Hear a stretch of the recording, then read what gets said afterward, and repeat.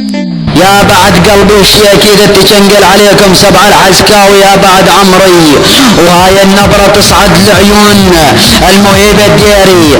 اشلفوا لي اخت اخ القحبة ابو يزن الرقاوي اخ القحبة، تعال اخ المنيوك هاكو كل هاية والله لنيج اختك بين الهاياية، والله لنيج اختك ادعش بكسل حياية.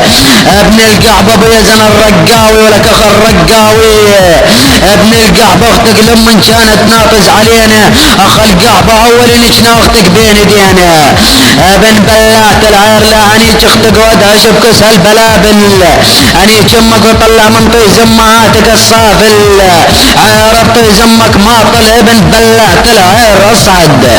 اخ المنيوك اني عمك سبع العسكا والكابوس، اناك اختك وابد يطلع من طي زختك الانفروس، عير طي زمك لا خلي بوس.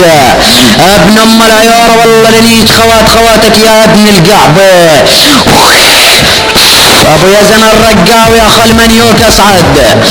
ابن القحبة لا حطت طي زمك الصلاحية، لا اطلع من طي زمك خليت ناطز مثل المطية، لا اطلع من طي زمك طابعت الهوية.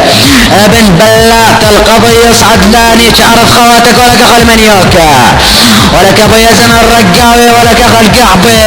اختك شلون تنتقلي بالموهبة الديري، والله لنيك اختك براسيري يا اخ المنيوك ابو يزن الرقاوي.